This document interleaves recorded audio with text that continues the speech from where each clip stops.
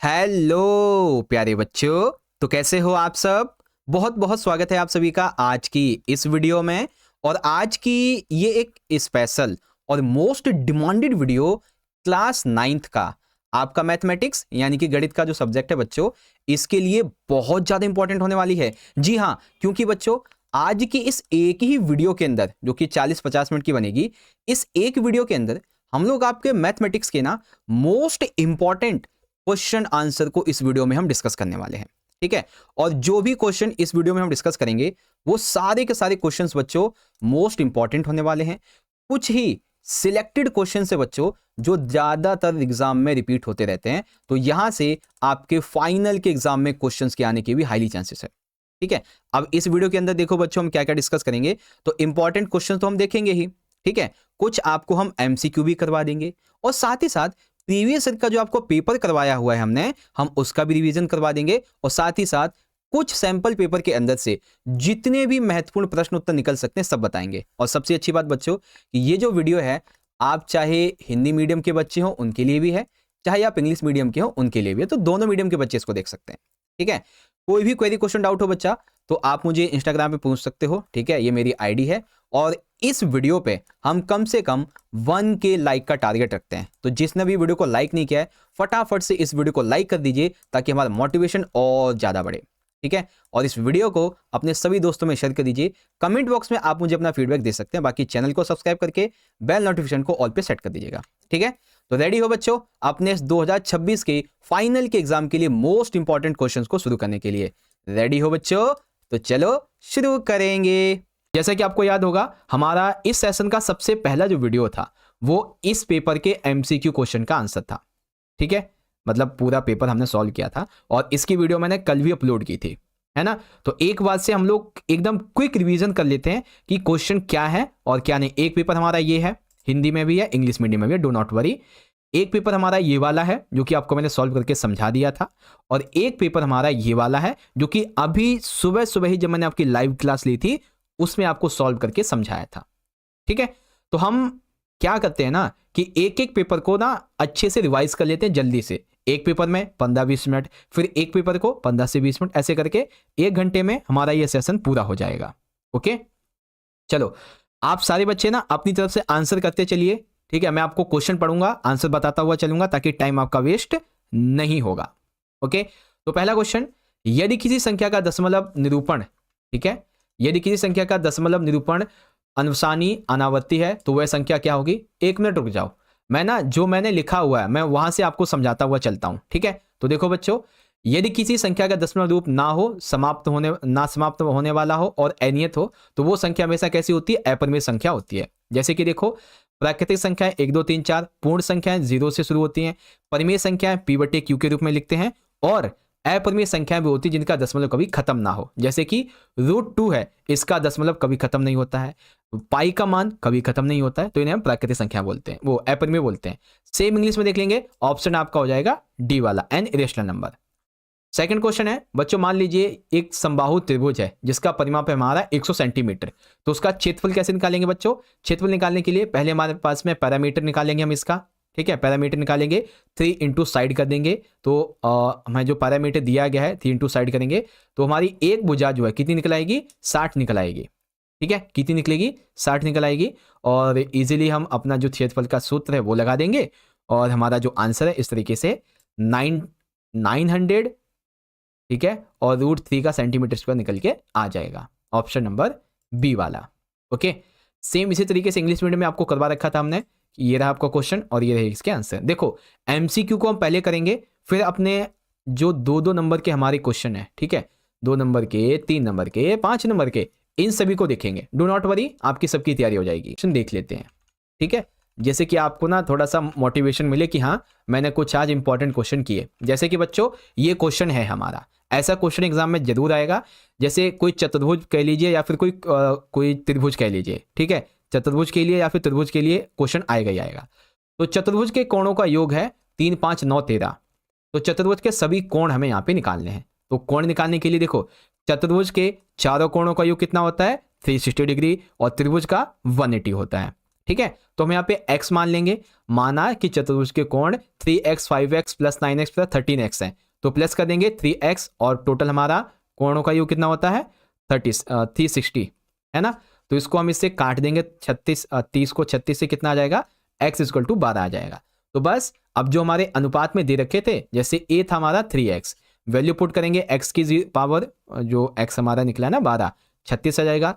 5x में put करेंगे तो हमारा जो 12 है ना वो कितना आ जाएगा 60 आ जाएगा, ठीक है।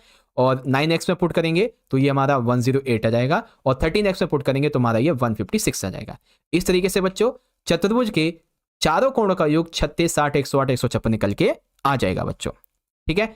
सिंपल सा कॉन्सेप्ट है, ऐसे करके आपको इन क्वेश्चंस के आंसर लिखते हुए चल रहे हैं, ठीक है। सारे बच्चे बता देंगे आ गया समझ में कि नहीं, सारे बच्चे बता देंगे जल्दी से समझ में आ गया कि नहीं, फिर आगे बढ़े। हाँ जी सर आ गया समझ में। चलो बच्चों, और जिस भी बच्चे ने सेशन को लाइक नहीं किया है ना, जल्दी से लाइक कर देंगे, सारे के सारे बच्चे जल्दी से सेशन को लाइक कर देंगे। हाँ जी सर, चलो बहुत बढ़िया। अब सेम यही क्वेश्चन देखो इंग्लिश मीडियम में, मैं फिर से कहूंगा आपको मैं क्वेश्चन का आंसर दिखाता हुआ चलूंगा, आप उसे वीडियो को पॉज करके पढ़ सकते हैं। हिंदी में आपको मैं समझाता हुआ चलूंगा, ठीक है। अब जैसे कि हमारा ये वाला क्वेश्चन देख लीजिए, यदि OS एक रेखा POQ पर खड़ा है, ये वाला जो है ना इस तरीके से, तो OR और OT क्रमशः कोण POS और SOQ के समद्विभाजक हैं, ये ना समद्विभाजक है ना, इसके इस तरीके से एक ये समद्विभाजक है, एक ये समद्विभाजक है। तो POSX और ROT ज्ञात करना है, इसका हमें x निकालना है, और हमारा जो ये ROT है, ठीक है, ROT ये निकालना है। तो चलो निकाल लेते हैं बच्चों। देखो इस तरीके से आप इसका आंसर निकालेंगे, आंसर निकलेगा आपका ROT इक्वल टू 180 माइनस में x, कितना निकलेगा 180 माइनस में x। ऐसे ही आपके क्वेश्चन एग्जाम में आएगा, ठीक है, इसी तरीके का।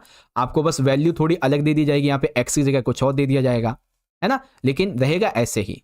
सेम इंग्लिश में देख लेंगे, सेम आपका क्वेश्चन कुछ इस तरीके का रहेगा, ओके, और आप यहां से पढ़ सकते हैं। चलिए अब ये सिद्ध करना है। अच्छा, सिद्ध करने के लिए भी एग्जाम में आएगा बच्चों, याद रखिएगा, सिद्ध करने के लिए जैसे मान लीजिए एक बिंदु CA और B के बीच में इस प्रकार से स्थित है कि AC बराबर में BC है, तो आपको क्या सिद्ध करना है कि AC बराबर में 1 में AB, ठीक है, AC बराबर में 1 में AB। कैसे होगा बच्चों, तो देख लीजिए, चूंकि C बिंदु जो है A और B के बीच में स्थित है, तो AC बराबर BC है। इसका मतलब क्या है कि C बिंदु AB का मिड पॉइंट है, तो हम क्या लिख सकते हैं AC बराबर में BC। और अब AB इस प्रकार से होगा AC plus BC equal to AB, AC plus में AC इक्वल टू AB, तो 2AC हो जाएगा और AB हो जाएगा। इस तरीके से हमने सिद्ध कर दिया कि AC बराबर में 1 में 2AB होता है, ठीक है, इस तरीके से। सेम इंग्लिश मीडियम में देख लेंगे बच्चों, ये आपका क्वेश्चन है हुआ 23 और आंसर आपको इस तरीके से करना है। अब ये क्वेश्चन है, सिद्ध कीजिए कि समान जीवा यानी कि इक्वल टोर्ड्स वृत्त के केंद्र के समान कोण बनाती है। सिद्ध करना है कि समान जीवा इक्वल टोर्ड वृत्त के केंद्र पे समान कोण बनाती है। तो सिद्ध करने की विधि क्या होगी, मान लेते हैं AB और CD दो समान जीवा हैं, O वृत्त का केंद्र है, तो हमें क्या सिद्ध करना है AOB बराबर में COD। क्योंकि AB बराबर CD, तो त्रिभुज AOB बराबर है COD के सर्वांगसम SSS नियम के अनुसार। सर्वांगसम त्रिभुजों के समान कोण बराबर होते हैं, इसीलिए AOB बराबर में COD हो जाएगा, ओके। सेम यहाँ पे देख लेंगे 24 है आपका इस तरीके से। अब आपको क्या करना है बच्चों, बारंबारता तालिका बनानी है ना, इस तरीके से बारंबारता वितरण बनाना है बच्चों। और ये प्रश्न आएगा, ऐसा बारंबारता वाला प्रश्न आपके एग्जाम में पूछा जाएगा। तो एक तरफ मासिक खर्चा में दे दिया गया यहाँ पे, है ना, ये मासिक खर्चा है। इसका क्वेश्चन थोड़ा अलग है, अगर आपको मैं इसका क्वेश्चन दिखाऊं ना, देखो क्वेश्चन आपका इसका इस तरीके से रहेगा, ये रहा, इस तरीके से आपका ये क्वेश्चन रहेगा। ये यहाँ पे दे दिया जाएगा मासिक व्यय और यहाँ पे बारंबारता का अंतराल दे दिया जाएगा। तो आपको ये टेबल बनानी है, टेबल तो मैंने बना के दे ही रखी है आपको, है ना, आपको ये टेबल बनानी होगी। बारंबारता इसमें 1 है, ठीक है ना, देखेंगे 100 से 120 में कितना है, सिर्फ 1 होगा। और 100 देखो ये है ना 115, 120 से 40 के बीच में 1 2 3 हो जाएंगे, है ना। तो इसे 3 नंबर नहीं डालने, आपको ऐसे करके लिखना है, ठीक है, और ऐसे ही आप यहाँ पे इसको देख सकते हैं, ओके। चलो सेम इंग्लिश में, अच्छा ये तो वो हो गया, ठीक है, सेम इसी तरीके से इंग्लिश में देख लेंगे। आपका क्वेश्चन यहाँ पे दे दिया गया है, और रही बात इसके आंसर की, तो आंसर आपको इस तरीके से लिखते हुए चलना है। अब इसमें और भी क्वेश्चन है हमारे। हर का परिमीकरण, बच्चों हर का परिमीकरण करने के लिए एग्जाम में जरूर आना है, ठीक है। आपको मैं ना कुछ हर के परिमीकरण के 2 एग्जाम्पल दे देता हूँ ताकि आपको ना हर का परिमीकरण सीख जाओ आप लोग। ठीक है, 2 एग्जाम्पल ले लेंगे हम यहाँ पे हर का परिमीकरण करने के लिए। ठीक है, जैसे कि देखिए हर का परिमीकरण करना है, पहले छोटा वाला करते हैं। ठीक है, चलो इसी को कर लेते हैं। 1 अपॉन में 9 प्लस √5 प्लस में रूट का 6 है, तो इसका हर का परिमीकरण हम लोग कैसे करेंगे बच्चों? हर का परिमीकरण कैसे करेंगे बच्चों? जिस भी बच्चे ने सेशन को लाइक नहीं किया जल्दी से लाइक कर दीजिए। ठीक है, देखो हर का परिमीकरण कैसे करेंगे। चरण 1, हर के संकेतन को सरल करने के लिए संयुग्म से हम इसकी गुणा कर देंगे। ठीक है, जो मैं संयुग्म दिया गया इसकी गुणा कर देंगे। अब गुणा करेंगे तो माइनस में पहुंच जाएगा ये, है ना। तो इसका संयुग्म क्या बनेगा? 9 माइनस का √5 और √6 हो जाएगा। तो इसकी इससे हो जाएगी मल्टीप्लाई। जो हमें हद दिया गया है, मतलब जो इक्वेशन हमें दी गई है उसको हम इस तरीके से मल्टीप्लाई कर देंगे। अब करेंगे हर को गुणा। ठीक है, तो प्लस की और इस तरीके से माइनस की गुणा हो जाएगी। अब ये और ये कितना हो जाएगा? 9 के स्क्वायर में आ जाएगा ये। √5 ये जो है ना पहले ये ब्रैकेट में लिख देंगे। ठीक है, ये इसको हम स्क्वायर में डाल देंगे। ओके, फिर 9 का स्क्वायर 81। अब इसका स्क्वायर तोड़ेंगे तो रूट कट जाएगा, इसका भी रूट कट जाएगा और √2 30 आ जाएगा। √2 30 आ जाएगा। तो 81 माइनस में हम 11 लिख सकते हैं। 6 प्लस 11 मतलब 6 प्लस में 5 11 हो गया। और ये इस तरीके से तो 70 माइनस में √2 30 हो जाएगा। अंतिम उत्तर कैसे लिखेंगे बच्चों? तो इस तरीके से आपका ये उत्तर यहाँ पे आ जाएगा। आखिरी आंसर ये रहेगा। ओके, अब इसी को ना एक और वे में समझो, एक छोटा वाला समझ लो। ये रहा हमारा एक और 3 प्लस में √3 प्लस में √2 है। तो सेम वही प्रोसेस करेंगे हम। सबसे पहले हम संयुग्म लिखेंगे, इसका माइनस में आ जाएगा, इस साइड लेके जाएंगे और ब्रैकेट हट जाएगा इसका, है ना। तो बस इसकी अब हम मल्टीप्लाई कर देंगे, आपस में मल्टीप्लाई करेंगे, फिर हल करेंगे इसको। तो दोनों इक्वेशन को लिख देंगे हम, फिर ये और ये स्क्वायर में पहुंच जाएंगे। ये इसको हम रूट स्क्वायर में लिख देंगे। ठीक है, अब ये 3 का स्क्वायर 9 हो जाएगा, ये √3 का स्क्वायर रूट कट जाएगा, 2 का रूट कट जाएगा, 2 √6 हो जाएगा। अब 9 ये प्लस हो जाएगा तो 5 और 2 यहाँ पे इस तरीके से, और 4 माइनस में √2 6 हो जाएगा। और इस तरह से आपका यहाँ पे ये निकल के आ जाएगा। तो हम लिखेंगे कैसे? इस तरीके से आपका इसका हर का परिमीकरण कर दिया। ठीक है, तो एक बार सारे बच्चे बताओ, ये जो मैंने आपको 2 क्वेश्चन समझाए हर के परिमीकरण के, समझ में आए कि नहीं? जल्दी बताएंगे सारे बच्चे, समझ में आए कि नहीं? जल्दी से बताएंगे। देखो काफी इंपॉर्टेंट है ये हर का परिमीकरण करना है, क्योंकि आएगा ये हर का परिमीकरण। ठीक है, हाँ जी। और जो भी बच्चा ये कह रहा है, 1-2 बच्चे जो कह रहे नहीं आया, बच्चों आप ना ऐसे समझो इसको दोबारा रिप्ले करके देखो, क्योंकि टाइम नहीं है कि आपको मैं हर एक क्वेश्चन 3-3 4-4 बार समझा सकूं। वैसे मैंने समझाया है हर पेपर में 2-2 3-3 बार आपके कहने पे, लेकिन अभी इतना टाइम नहीं बचा हमारे पास में कि आपको मैं इसको 2 से 3 बार समझा सकूं। ठीक है, और ये स्पेशली इसलिए बनाया गया है कि जो क्वेश्चन आपने कर रखे हैं ना, कम से कम आप उन्हें तो पूरा कर लो, कम से कम उन्हें तो ढंग से याद कर लो, उन्हें करके प्रैक्टिस कर लो, ताकि जब वो क्वेश्चन आए तो आप उसमें कम से कम पूरे अपने जो मार्क्स हैं वो लेके आ सको। ठीक है, ये वीडियो इसीलिए बनाई गई है। ओके, अच्छा अब यहाँ पे 27 है बच्चों। अच्छा ये तो वो हो गया, चलिए आगे देखेंगे। हाँ ठीक है, अच्छा ये वाला क्वेश्चन 27 देख लीजिए एक बार, इस तरीके से रहेगा। ये रहा, ठीक है, चित्र वाला था ये हमारा, कि दिए गए चित्र में AB बराबर CD है और EF बराबर हमारा जो है ना क्या नाम है, ये इस पे लंब है CD पे। तो हमें निकालना क्या है? AG EGEF FGE, ये 3 चीज़ें निकालनी है। ठीक है, कैसे निकालेंगे? ये रहे आपके क्वेश्चन के आंसर, देख सकते हैं। ठीक है, मैं कुछ ऐसे क्वेश्चन देखता हूँ जो काफ़ी इंपॉर्टेंट हो, और जैसे कि ये 28 वाला, इसमें त्रिभुजाकार भूखंड है 3-5-7 के अनुपात में, इसका परिमाप 300 मीटर है, क्षेत्रफल निकालना है। तो बता चुका हूँ बच्चों, क्षेत्रफल आपको कैसे निकालना है, कई बार मैंने आपको बता दिया है, कई बार आपको मैंने बताया क्षेत्रफल आपको निकालना कैसे है। ठीक है, तो मेरे हिसाब से क्षेत्रफल को निकालने में आपको कोई भी कठिनाई नहीं होनी चाहिए, है ना, कोई कठिनाई नहीं होनी चाहिए आपको क्षेत्रफल को निकालने में। हाँ नहीं होनी चाहिए, चलिए बहुत बढ़िया। और भी देख लेंगे बच्चों, कुछ क्वेश्चन है यहाँ पे, जैसे कि ये है कि इसके 3 हल निकालने हैं आपको। ठीक है, इसके 3 हल निकालने हैं 30 वाले के। तो ऐसे एग्जाम में आपसे पूछा जाएगा कि इसके 3 हल निकालिए। ठीक है, तो कैसे निकालेंगे 3 हल बच्चों? देखो सिंपल सी हम एक चीज करेंगे। क्या दिया गया समीकरण हमारा ये है, तो इसे हम ऐसे लिख सकते हैं ना, y बराबर में 7 माइनस में 2x। ठीक है, ये 2x उधर चला जाएगा ना, तो इसलिए तो हम इसके लिए y का हल निकाल लेते हैं। तो x का मान जब हम 0 रखेंगे बच्चों, x का मान जब हम 0 रखेंगे तो आंसर क्या निकलेगा?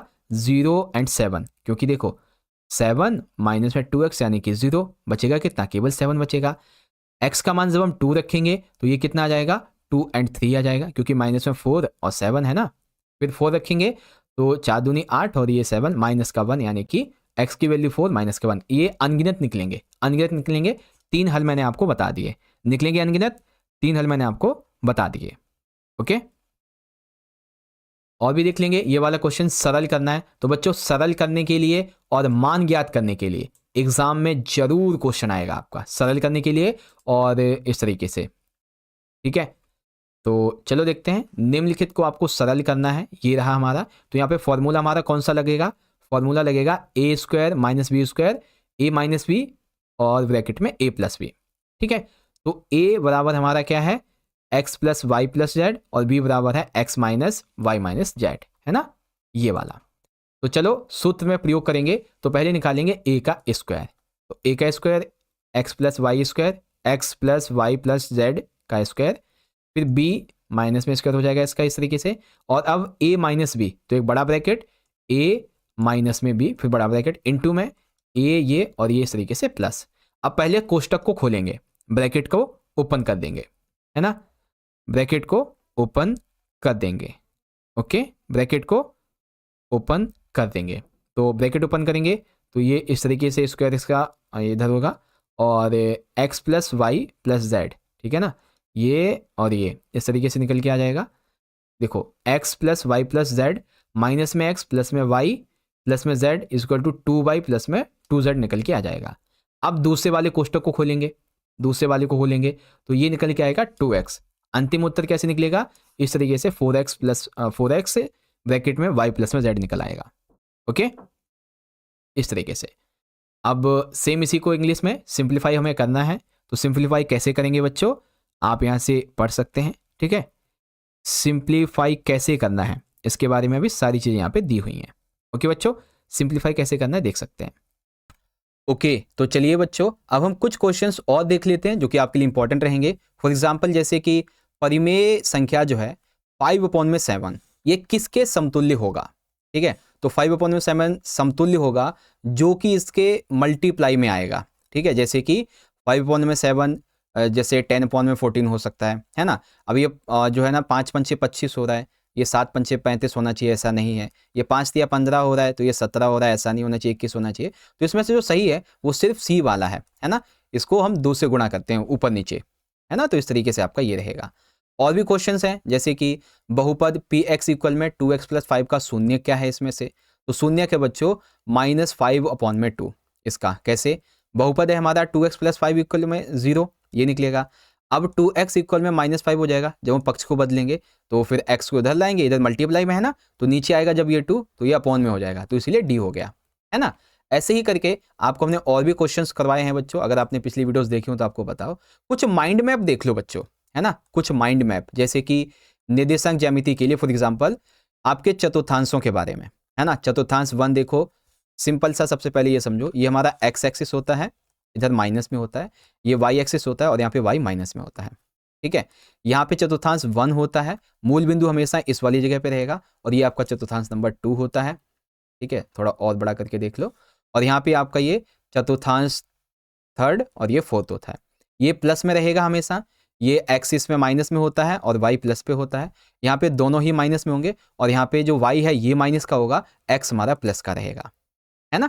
इस तरीके से आपका ये रहता है, ओके बच्चों। तो यहाँ तक आपको समझ में आ गया। इसी माइंड मैप को इंग्लिश में अगर आप देखना चाहो, ठीक है, तो इंग्लिश में माइंड मैप आपका कुछ इस तरीके से रहेगा बच्चों, यहाँ पे देख सकते हैं आप, ठीक है। तो क्वाड्रेंट 1, क्वाड्रेंट 2, फिर क्वाड्रेंट 3rd यहाँ पे रहेगा, क्वाड्रेंट 4 आपका यहाँ पे रहेगा, है ना। इस तरीके से आपकी ये चीज़ें हैं जो आप अच्छे से समझ जाएंगे, ओके। इसके अलावा हमने आपको कुछ और क्वेश्चंस करवाए हैं बच्चों पिछली वीडियोज़ में, अगर आपने वो सब देखे होंगे तो आपको अच्छे से पता होगा। अब जैसे मान लेते हैं √50 है, इसका मान क्या होगा बच्चों, तो √50 का मान हम क्या निकालेंगे, पहले तो हम 50 के गुणनखंड लिखेंगे, 25 × 2 यानी कि 50। अब वर्गमूल का नियम लगाते हैं, तो 50 में से जो 25 है ये किसका वर्गमूल है, 5 का वर्गमूल है, तो 5/2 हो जाएगा हमारा आंसर, है ना। इस तरीके से आपका ये आंसर निकलेगा। कुछ लॉन्ग क्वेश्चंस आपको मैं दिखा देता हूं जो हमने लॉन्ग क्वेश्चंस ऑलरेडी कर रखे हैं, ठीक है। हाँ ओके। अब जैसे लॉन्ग क्वेश्चंस में अभी आपको मैं दिखाता हूँ। हाँ ये देखो, जैसे एक गोले और एक अर्धगोले का कुल पृष्ठीय क्षेत्रफल बराबर है तो उनके आयतनों का अनुपात ज्ञात करो, है ना। तो देखो बच्चों, इसमें कुछ भी डेटा नहीं दे रखा। तो गोले का कुल पृष्ठीय क्षेत्रफल हमारा 4πr² होता है। अर्धगोले का कुल पृष्ठीय क्षेत्रफल क्या होगा, इसका आधा, ठीक है, लेकिन 3πr डबल मतलब कैपिटल R²। अब प्रश्न के अनुसार क्या बोला है कि दोनों बराबर हैं, तो पाई से पाई को काट दिया तो 4r² बचा और ये हमारा 3r² बचा। तो आंसर आपका इस तरीके से निकलेगा, है ना। फिर आयतन बोला गया है तो आयतन देखो इस तरीके से हमने निकाल लिया, अनुपात निकलेगा 3/3 ओके बच्चों। अब ऐसे ही एक क्वेश्चन और है, ये शंकु वाला था। तो कुछ क्वेश्चंस ऐसे हैं जो ऑलरेडी आपको मैंने करवाए हुए हैं। अब एग्जांपल के लिए एक क्वेश्चन है, ABC एक त्रिभुज की भुजाएं हैं, ठीक है, जिसमें S-A हमारा 5 है, S-B हमारा 4 है और S-C हमारा 2 है यहाँ पे, ठीक है। तो इसमें ABC की वैल्यू क्या होगी, तो ये त्रिभुज की भुजाएं हैं, यानी कि अर्ध परिमाप क्या होगा हमारा, ABC/2 होगा। अब दिया गया है ABC ये है हमारा, अब इन सबको जोड़ दो, तो ABC को जोड़ेंगे तो S यानी कि 3S -5 -4 -2 -11, फिर ABC कितना हो जाएगा हमारा 2S हो जाएगा यहाँ पे, ठीक है। अब 2S 3S माइनस में 11 यानी कि S बराबर आ गया 11। अब हम निकाल लेंगे अपना यहाँ पे भुजाएं। अब हम S की जगह हमने 11 रखा तो S -5 हो गया, S की जगह हमने फिर 11 रखा तो S -4 S -2, तो ABC हमारा 6 7 और 9 निकला, ऐसे करके है ना। तो ये बड़े बड़े क्वेश्चन हैं जो कि आपको मैंने करवाए हुए हैं पहले से, और कुछ चित्र वाले क्वेश्चन थे बच्चों, अगर आपने ध्यान से देखा होगा तो हमने आपको चित्र वाले क्वेश्चन भी करवाए थे। जैसे बताइए, दर्शाइए कि त्रिभुज की भुजाओं के मध्य बिंदुओं को मिलाने वाला रेखाखंड उस त्रिभुज को 4 सर्वांगसम त्रिभुजों में विभाजित करता है ना। तो आपको दर्शाना है। अब इसे दर्शाने के लिए देखो बच्चों, मैंने कितनी बढ़िया तरीके से आपके लिए आकृति बना रखी है, पूरा का पूरा जो स्टेप बाय स्टेप आंसर है वो लिख रखा है ना। अब इसमें आप देखेंगे तो एक त्रिभुज हमारा ये बन रहा है, अब एक ये बन रहा है, ठीक है, एक हमारा तीसरा ये बन रहा है, मतलब तीसरा तो ये हो गया हमारा, ये हमारा चौथा बन रहा है ना, ऐसे करके है। और एक्सप्लेनेशन कैसे देंगे, ये रही आपकी एक्सप्लेनेशन, जो भी आंसर आप लिखेंगे उस तरीके से। ओके बच्चों, तो ये वीडियो ना बेसिकली आप ये समझो कि आपका ना क्विक रिवीजन है, कि आपको ना कुछ क्वेश्चंस पता चल जाए कि हाँ ये क्वेश्चंस हमारे लिए इंपॉर्टेंट है, ऐसे करके। ओके, अब जैसे एक क्वेश्चन हमारा ये वाला है कि दर्शाइए कि त्रिभुज की भुजाओं के मध्य बिंदुओं को मिलाने वाला रेखाखंड उसे 4 सर्वांगसम त्रिभुजों में डिवाइड करता है। तो अभी जो हमने ऊपर वाला क्वेश्चन देखा है ना, ये उसी का थोड़ा थियोरटिकल वर्जन है ना, उसको मैंने प्रैक्टिकली आपको बता दिया लिख के। अब ये चीज़ें हैं। अब जैसे ये वाला 27वां प्रश्न है ना, ये थोड़ा डिफिकल्ट है। जैसे एक लच्छी के अर्धगोलाकार कटोरी की मोटाई है 1 सेंटीमीटर, इसकी भीतरी त्रिज्या है 3.5 सेंटीमीटर। तो हरप्रीत इसे पूरी तरह से पेंट करना चाहता है, तो पेंट किया जाने वाला कुल क्षेत्रफल आपको निकालना है। तो कटोरे में कितना तरल लीटर में आ सकता है ये बताना है ना। तो आंसर देखो बच्चों, मैंने पूरी तरीके से आंसर लिखे हुए हैं सारे के सारे, आप यहाँ से इनको पढ़ सकते हो, है ना। प्रैक्टिस तो ऑलरेडी मैंने आपको करवा रखी है अच्छे तरीके से। ओके, और भी कुछ क्वेश्चन, जैसे छोटे छोटे क्वेश्चन अगर हम यहाँ पे देख लें कि किसी समीकरण का ग्राफ x अक्ष के समानांतर होगा, किस समीकरण का, तो x अक्ष के समांतर रेखा समीकरण क्या रहेगा हमेशा, y बराबर में k, जहाँ पे k कोई संख्या के रूप में होगा, तो इसीलिए y इक्वल में 2 रहेगा हमारा, है ना, y इक्वल में 2 रहेगा। ओके, किसी समीकरण का जो ग्राफ x अक्ष के समानांतर होगा हमेशा y इक्वल में 2। ओके, अब यहाँ पे कुछ हम यूक्लिड ज्यामिति के बारे में कुछ माइंड मैप देख लेते हैं, है ना। और यही माइंड मैप आपको मैं यहाँ पे अभी इंग्लिश में भी दिखा दूंगा, है ना, इस तरीके से। ये देखो, तो यहाँ पे जो जरूरी चीज़ है ना वो आपको मैं बता देता हूँ। जरूरी चीज़ आपके लिए यूक्लिड की अवधारणाएं। अवधारणा 1 कहती है एक बिंदु से एक अन्य बिंदु तक सीधी रेखा खींची जा सकती है, एक बिंदु से अन्य बिंदु तक, ठीक है। एक शांत रेखा को अनिश्चित रूप से बढ़ाया जा सकता है, अवधारणा 2। अवधारणा 3, किसी बिंदु को केंद्र मानकर तथा किसी त्रिज्या से एक वृत्त खींचा जा सकता है। अवधारणा 4, सभी समकोण एक दूसरे के समान होते हैं। अवधारणा 5, यदि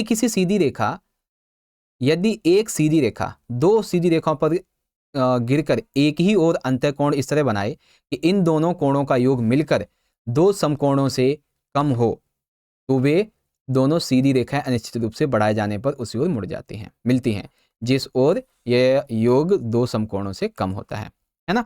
कुछ और आपकी यहाँ पे परिभाषाएं हैं, जैसे कि एक बिंदु वह होता है जो कोई एक भाग नहीं होता, एक रेखा चौड़ाई रहित लंबी होती है ना, कुछ ये छोटी छोटी परिभाषाएं हैं जो आपको याद करनी है ना। ये छोटे छोटे की पॉइंट्स जो होते हैं ना, ये एक एक नंबर में आ जाते हैं आपके, ध्यान रखना मेरी बात को, ठीक है। तो यूक्लिड्स पोस्टुलेट्स क्या है और इसकी डेफिनेशंस क्या हैं, और कुछ अनदर डेफिनेशंस आप यहाँ पे देख सकते हैं। अब यहाँ पे छोटी छोटी बातें और आ जाती हैं, जैसे कि रेखाखंड क्या होता है, किरण क्या होती है, संरेखीय बिंदु क्या होता है, असंरेखीय बिंदु क्या होता है, कोण किसे कहते हैं, ठीक है। न्यून कोण, समकोण, न्यून कोण एक कोण जिसका माप 0 से 90 के बीच है। समकोण एक कोण जिसका माप 90 होता है। अधिक कोण एक कोण ऐसा जो माप 90 से अधिक परंतु 180 से कम हो। ऋतु कोण एक कोण जिसका माप 180 होता है। प्रतिवर्ती एक कोण जिसका माप 180 से अधिक हो और 360 से कम हो। पूरक कोण होता है कोणों का ऐसा युग्म जिसका योग 90 हो। समपूरक कोण कोण का ऐसा युग्म जो 180 हो, ठीक है। ये समपूरक था, ये संपूर्ण कोण है, ऐसा कोण जिसकी माप 360 हो। आसन्न कोण दो आसन्न कोण होंगे यदि उनका शीर्ष उभयनिष्ठ होगा, इस तरीके से ये रहेगा। कोणों का रैखिक युग्म आसन्न कोण के युग्म का 180 होता है। ऐसे इंग्लिश में कुछ की पॉइंट्स हैं, line segment, ray, collinear points, non collinear points, angle, ठीक है। एक्यूट एंगल क्या होता है, राइट एंगल, ऑब्स्ट्यूट angle, straight angle, reflex, complementary angle, supplementary angles, complete angles, adjacent angles और linear pair of angles, okay. फिर त्रिभुज के बारे में कुछ माइंड मैप है, जैसे कि हमारी जो एसएस होती है, साइड, जो हमारी त्रिभुज की सर्वांगसंगता नियम होती है, उसमें साइड इस तरीके से ये निशान होने चाहिए, है ना, या फिर इस तरीके से ये होता है। और आरएचएस जब हम करते हैं तो एक ये और एक ये, ठीक है ना, ऊपर और नीचे। और एएसए में क्या होता है कि इधर कोण बनेगा डबल, इधर डबल, और ये इस तरीके से। फिर एसएस में क्या होता है, यहाँ पे कोण बनेगा, मतलब बराबर होगा, ये इधर ऐसे रहेगा और यहाँ पे कोण बनेगा। तो ये त्रिभुजों की सर्वांग संगता के कुछ नियम हैं, और इसी को आप यहाँ पे इंग्लिश में देख सकते हैं, कांग्रेसी क्राइटेरिया इन ट्रायंगल्स, एसएस, एसएएस, आरएचएस और एएसए, ओके। अब हम चतुर्भुज की कुछ बातों को जान लेते हैं, ठीक है। चतुर्भुज जैसे कि चार भुजाओं से एक तल पर बनी बंद आकृति, ठीक है ना, ये पूरी तरीके से बंद होगी, चतुर्भुज कहलाएगा। समलंब क्या होता है, एक चतुर्भुज जिसकी सम्मुख भुजाएं एक युग्म समांतर हो, अर्थात ए बी और सी डी, है ना। जैसे कि इसमें ना आप देखेंगे ए बी और सी डी जिसमें एक समांतर हो, उसे समलंब बोलते हैं, ठीक है। समांतर चतुर्भुज एक चतुर्भुज जिसकी सम्मुख भुजाओं के दोनों युग्म समांतर हों, जैसे कि ये वाला है हमारा, ठीक है। अब यहाँ पे कुछ और आ जाते हैं, जैसे कि आयत क्या है, तो आयत जो है एक समांतर चतुर्भुज है जिसका एक कोण 190 हो, है ना, जैसे कि यहाँ पे दे रखा है। उसके बाद वर्ग क्या है, तो एक समांतर चतुर्भुज है जिसका योग 90 तथा संलग्न भुजाओं का युग्म बराबर हो। इसमें ABC angle BCD angle CD इस तरीके से रहता है। और फिर बात करते हैं समचतुर्भुज की, तो समचतुर्भुज एक समांतर चतुर्भुज जिसकी संलग्न भुजाओं का एक युग्म बराबर होता है, कुछ इस तरीके से आपकी व्याख्या है ना। तो इन सभी को आप याद कर सकते हैं बच्चों, जो कि आपके लिए काफ़ी बेनिफिशियल रहेंगी। और इंग्लिश में देख सकते हैं, क्वाड्रिलेटरल का माइंड मैप है आपका ये, ठीक है। क्वाड्रिलेटरल होता क्या है पहले तो, ओके। ट्रेपीजियम क्या होता है, पैरेललोग्राम क्या होता है, स्क्वायर क्या होता है, रेक्टेंगल क्या होता है और रोम्बस क्या होता है ना। सभी के एग्जाम्पल भी बच्चों यहाँ पे लिख रखे हैं अच्छे तरीके से, तो आप इनको पढ़ सकते हो। थोड़ा बड़ा कर देता हूँ एक बार, देख लो यहाँ पे, ठीक है। क्वाड्रिलेटर, ट्रेपीजियम और पैरेललोग्राम, और नीचे आपके रोम्बस, रेक्टेंगल और स्क्वायर आ जाते हैं, ओके। अब हम बात करते हैं बच्चों सर्कल्स के बारे में, है ना, वृत्त के बारे में कुछ माइंड मैप, जैसे कि वृत्त से संबंधित पद त्रिज्या क्या होती है, तो त्रिज्या जो है ना, इसको मैं थोड़ा बड़ा कर देता हूँ, ये देखो त्रिज्या क्या होती है बच्चों, ये हमारा आधा पार्ट होता है। त्रिज्या खंड क्या होता है, जो इस तरीके से डिवाइड, मतलब इस तरीके से छायांकित कर रखा हो। जीवा क्या होती है, इस तरीके से पड़ी हुई लाइन। वृत्त खंड क्या होता है, जो इस तरीके से बंद होता है, परिधि इसके पूरे आसपास की, है ना। लघु चाप इस तरीके से पड़ती है आपकी, दीर्घ चाप ऐसी पड़ेगी, ओके। लघु वृत्तखंड ज़्यादा ही बड़ा होता है, दीर्घ वृत्तखंड ये जो बड़ा हुआ है, बड़ा वाला है। दो त्रिज्याओं और चाप के मध्य बना खंड क्या होता है, इस तरीके से रहता है ना। अब यहाँ पे है चक्रीय चतुर्भुज, जैसे आप देख रहे हैं ना, ये सर्कल के अंदर एक चक्रीय चतुर्भुज बना हुआ है, ये कुछ है। वृत्त की कुछ प्रमेय होती हैं, क्या प्रमेय होती हैं, प्रमेय यह है कि जैसे वृत्त की समान जीवाएं केंद्र पर समान कोण ही अंतरित करेंगी। वृत्त के केंद्र से जीवा पर खींचा गया लंब जीवा को समद्विभाजित करता है। वृत्त की समान जीवाएं केंद्र से समदूरस्थ होती हैं। चक्रीय चतुर्भुजों के सम्मुख कोणों का योग हमेशा 180 डिग्री होता है, ओके। वृत्त की किसी चाप के द्वारा केंद्र पर आंतरिक कोण उसी चाप द्वारा वृत्त के शेष भाग पर आंतरिक कोण का दुगना होता है ना। कुछ ऐसी बातें हैं बच्चों जो आपको यहाँ पे ध्यान में रखनी है, ठीक है। और इसी का इंग्लिश वर्जन देख लेंगे। माइंड मैप जो है आपका टर्म्स रिलेटेड टू सर्कल्स, है ना, इसको थोड़ा बड़ा बड़ा करके दिखा देते हैं। डायमीटर, रेडियस, सेक्टर, ठीक है, चोर्ड, सेगमेंट और सर्कमफ्रेंस, है ना। बाकी और छोटी छोटी चीज़ें यहाँ पे दे रखी हैं। सम थ्योरम्स ऑन सर्कल, कुछ इस तरीके से है बच्चों, ठीक है। तो वैसे तो देखो आपके लिए जो इंपॉर्टेंट क्वेश्चन वगैरह हैं वो तो ऑलरेडी हमने आपको बता दिए हैं, और आशा करता हूँ कि बच्चों जो भी आपके लिए ज़रूरी इंपॉर्टेंट क्वेश्चन थे वो आपको यहाँ पे समझ में आ गए होंगे, ठीक है। बच्चों दरअसल ना ये वीडियो जो थी वो आपकी एक क्विक रिवीजन के लिए थी, है ना। तो आशा करता हूँ कि आपको यहाँ पे सारी चीज़ें अच्छे से समझ में आ गई होंगी। अब यहाँ पे बच्चों ऐसा क्वेश्चन एग्जाम में आएगा कि आपको ना इस तरीके से मान दे दिए जाएंगे, ए बराबर ये है, बी बराबर ये है, और आपको ना ऐसे मान निकालना होगा इनका। क्या करना होगा? इनका मान निकालना होगा। क्या करना होगा? इनका मान निकालना होगा, ठीक है। तो कैसे निकालोगे बच्चों आप इनका मान? देख सकते हैं, सूत्र लगाएंगे हम अपना ए स्क्वायर प्लस बी स्क्वायर, ठीक है, ये वाला इस तरीके से, और आसानी से आप इसको निकाल देंगे, ठीक है जी सर। देखो ये क्वेश्चंस हमने कर रखे हैं, बस आपको मैं इसलिए इस सेशन में दिखा रहा हूँ क्योंकि कोई स्टेप अगर आपसे मिस हो जाए तो आप उसको पढ़ सकते हो, ठीक है, क्या स्टेप हमारा मिस हुआ क्या नहीं, सारी चीज़ें, ठीक है, इस तरीके से। और मैं क्वेश्चन देखता हूँ जो कि काफ़ी ज़्यादा इंपॉर्टेंट है आपके लिए। हाँ ठीक है, जैसे कि ये वाला है, ठीक है। अब ये कौन सा है हमारा? ओके 34 का 2, ठीक है, निकालते हैं एक बार। 34 का हमारा 2 वाला question, just wait a minute. ये तो वो हो गया हमारा, ठीक है। हाँ ये रहा, देखो यहाँ पे है हमारा ये वाला क्वेश्चन, ठीक है, कहाँ चला गया? 34 ये रहा, ठीक है। तो ये भी क्वेश्चन आपको मैंने ऑलरेडी करवाया हुआ है, ठीक है, जिसमें चॉकलेट वगैरह बांटी जाती है। पढ़ लेते हैं एक बार फिर भी। देखो यहाँ पे क्या करना होगा, हमें चरों में रैखिक समीकरण लिखने हैं और बच्चों की संख्या ज्ञात करनी है, ठीक है। राहुल ने अपने जन्मदिन पे चॉकलेट बांटी। उसने प्रत्येक बच्चे को 5 चॉकलेट और वयस्कों को 20 चॉकलेट दी।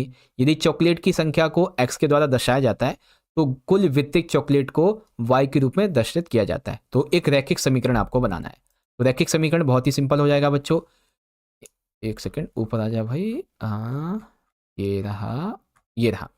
मान लेते हैं बच्चे ए हैं, वयस्क बी हैं, ठीक है, और कुल वित्तीय चॉकलेट है 20, ठीक है। तो यहाँ पे कुल वित्तीय चॉकलेट का समीकरण क्या होगा?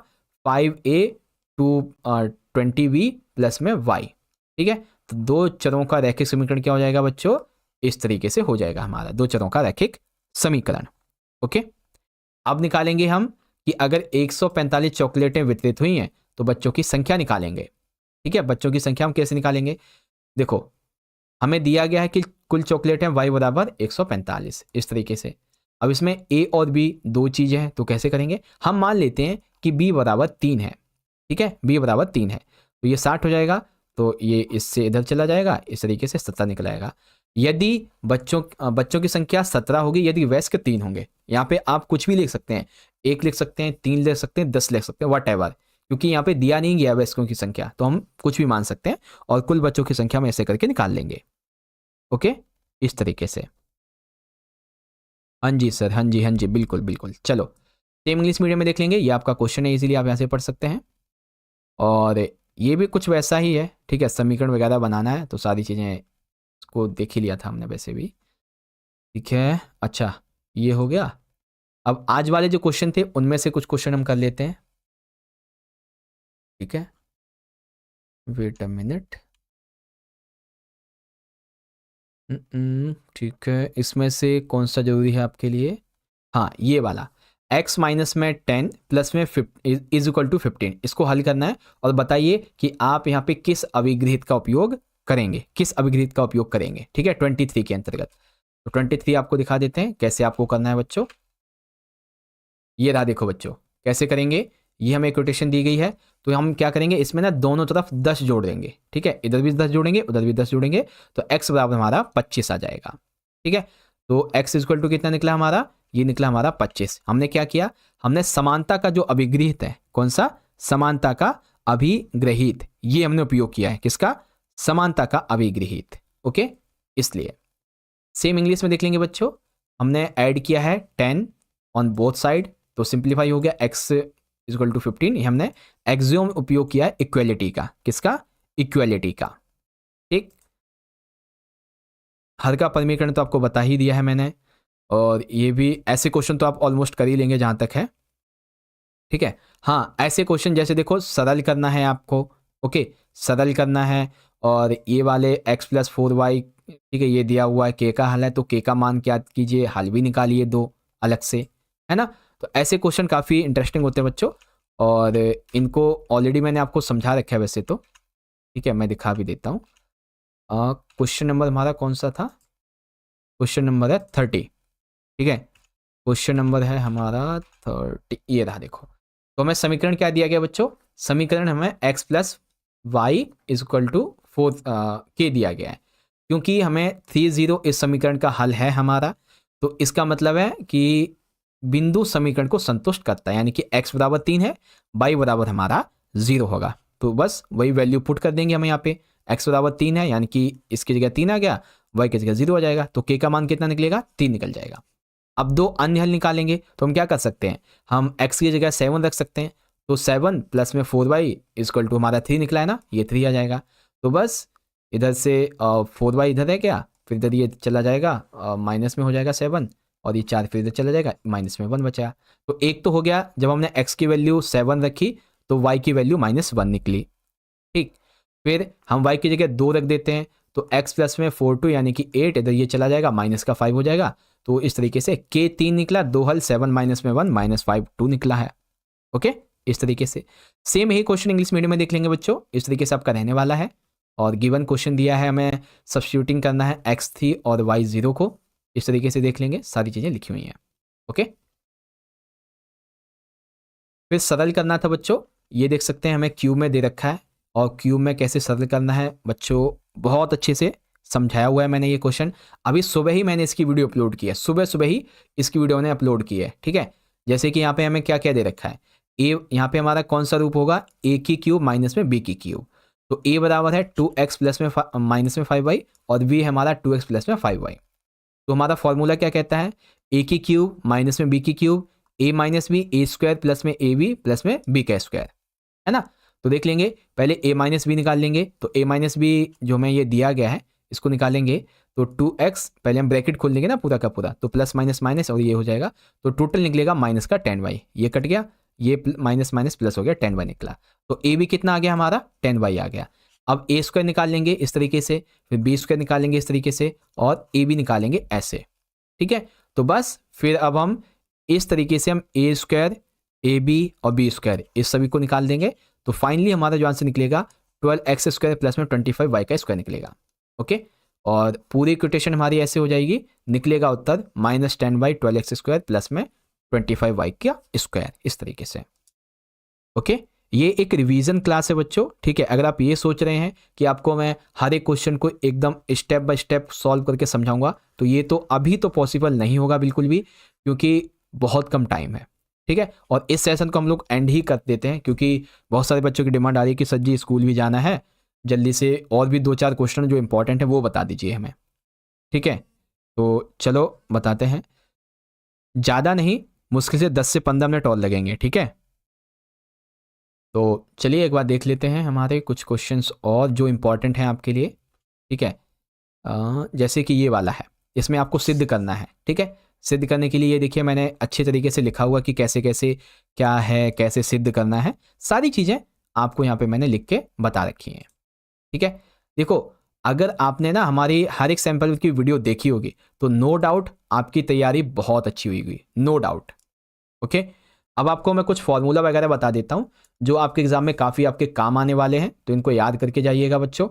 ठीक है, जैसे कि आपसे पूछा जाए कि शंकु की आपको ना तिर्यक ऊंचाई निकालनी है, तो कैसे निकालेंगे तिर्यक ऊंचाई बच्चों, याद रखिएगा एल इक्वल टू कितना होता है, एल मतलब तिर्यक ऊंचाई निकालनी है। ठीक है, तो रूट में हाइट का स्क्वायर प्लस में आर का स्क्वायर हो जाएगा आपका। अगर शंकु का वक्रीय पृष्ठीय क्षेत्रफल निकालना हो तो पाई आर एल हो जाएगा आपका। ठीक है, शंकु का अगर आपको कुल पृष्ठीय क्षेत्रफल निकालना हो तो पाई आर एल प्लस में पाई आर का स्क्वायर, ये फॉर्मूला रहेगा आपका। पाई आर, और या फिर आप कह सकते हैं पाई आर और एल प्लस आर, ये भी कह सकते हैं। शंकु का आयतन निकालना हो बच्चों तो याद रखिएगा 1/3 पाई आर स्क्वायर एच होगा। ठीक है, ठीक है, अब अर्धगोले की बात कर लेते हैं। अर्धगोले की, तो अर्धगोले का वक्र पृष्ठीय क्षेत्रफल याद रखिएगा हमेशा 2πr² होगा। अर्धगोले का कुल पृष्ठीय क्षेत्रफल हमेशा 3πr का स्क्वायर होगा। और अर्धगोले का आयतन 2/3πr का क्यूब होगा। ठीक है, फिर सेंटर की बात करेंगे गोले की, तो गोले का कुल वक्रीय क्षेत्रफल 4πr² होगा। गोले का आयतन 4/3πr की क्यूब होगा। इस तरीके से आपका ये रहेगा बच्चों। ठीक है, ये कुछ फॉर्मूलाज हैं जो कि आपके लिए इंपॉर्टेंट है, इनको याद करके जरूर से जाइएगा। ठीक है, अब आपको मैं कुछ और चीजें बता देता हूं जो कि आपके एग्जाम के बिहाफ पे काफी इंपॉर्टेंट हो आपके लिए। ठीक है, जस्ट वेट अ मिनट। ठीक है, देखो कुछ चीजें आपको बता देता हूं, जैसे कि हम यहाँ पे बात कर लेते हैं वास्तविक संख्याओं की। तो दो तरीके की होती हैं, एक परिमेय संख्या होती है। ठीक है, वास्तविक संख्याओं में एक होती है परिमेय संख्या जिसे p/q के रूप में लिखते हैं, एक होती है अपरिमेय संख्या जिसका दशमलव जो होता है वो अशांत होता है, कभी खत्म ही नहीं होगा, है ना, इस तरीके से। और परिमेय संख्या एक तो 7 दशमलव वाली होती है, एक अशांत आवृत्ति वाली होती है। ठीक है, जिनके ऊपर इस तरीके से ये रहता है। ओके, तो इस चीज को याद कर लीजिएगा आप। और फिर क्वेश्चन और भी मैं आपको कुछ इंपॉर्टेंट चीजें बता देता हूं। ठीक है, आपके इसके हिसाब से। ठीक है,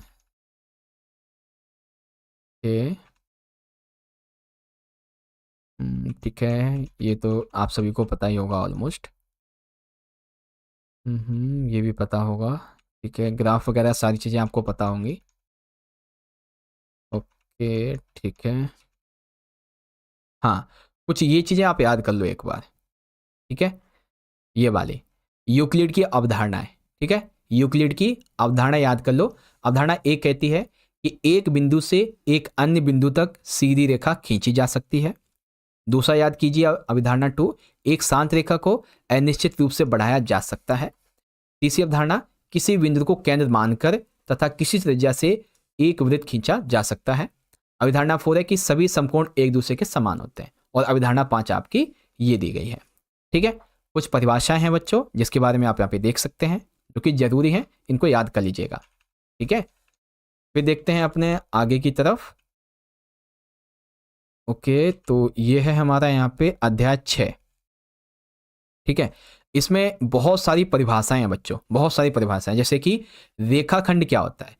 तो एक रेखा का वह भाग जिसके दो अंत बिंदु होते हैं। किरण क्या होती है बच्चों, एक रेखा का वह भाग जिसके एक अंत बिंदु होता है। संरेखीय बिंदु, 3 और अधिक बिंदु जो एक ही रेखा पर स्थित हो। संरेखीय, असंरेखीय, फिर कोण।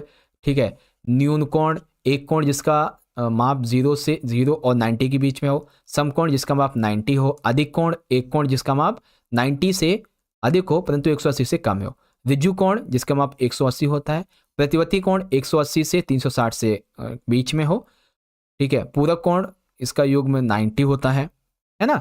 संपूरक कोण इसका युग्म जिसका माप 180 होता है, और वो संपूरक था, ये संपूर्ण कोण है, 360 होता है।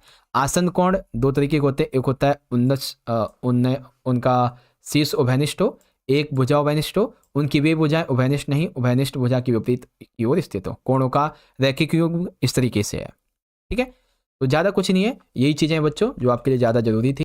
ओके, तो इस तरह से प्यारे बच्चों आप सभी ने मेरे साथ मिलकर आज की इस वीडियो में क्लास 9th के अपने मैथ के फाइनल के एग्जाम के लिए 2026 के लिए एक जो वन शॉट है जिसके अंदर हमने मोस्ट इंपॉर्टेंट क्वेश्चंस देख लिए हैं वो यहाँ पे पूरा हो गया है। ठीक है, और आशा करता हूं बच्चों कि जितने भी क्वेश्चंस आपको मैंने बताए हैं इन क्वेश्चन से डेफिनेटली आपको बहुत हेल्प मिलेगी अभी आपका जो फाइनल का एग्जाम होने वाला है इसके अंदर। ठीक है ना, तो एक बार सारे बच्चे मुझे आप लोग कमेंट करके जरूर बताना कि जो भी क्वेश्चंस आपको हमने समझाए हैं, ठीक है, कि आपको ढंग से समझ में आ गए। दरअसल पता है क्या है, ये जो वीडियो थी ना आपकी, ये क्विक रिवीजन था। ठीक है, वैसे तो आपको हमने देखो सैंपल पेपर करवाए, PYQ करवाए, MCQ करवाए, इंपॉर्टेंट क्वेश्चन भी करवाए, MCQ भी करवाए। बस आपकी डिमांड थी कि सर जी क्विक रिवीजन करवा दो एक बार एग्जाम में जाने से पहले, तो लीजिए क्विक रिवीजन हो गया हमारा, है ना। तो बस यही थी आज की वीडियो। अब आपको ये वीडियो अच्छी लगी है बच्चों तो इस वीडियो को आप ज़्यादा से ज़्यादा लाइक कीजिएगा। हमने टारगेट रखा है बच्चों 1K लाइक का, तो ज़्यादा से ज़्यादा लाइक करें। अपने सभी दोस्तों में इस वीडियो को जरूर से शेयर कर दीजिएगा और कमेंट बॉक्स में आप मुझे अपना फीडबैक देके जा सकते हैं कि हाँ सर मैं समझ में आया कुछ ऐसी बात है, और चाहे तो आप इंस्टाग्राम में फॉलो कर सकते हो। ठीक है, तो चलो बच्चों मिलते हैं आपसे अगली वीडियो में, तब तक के लिए आप सभी पढ़ते रहिए। एग्जाम के लिए wish you very all the best. जय हिंद, जय भारत, वंदे मातरम।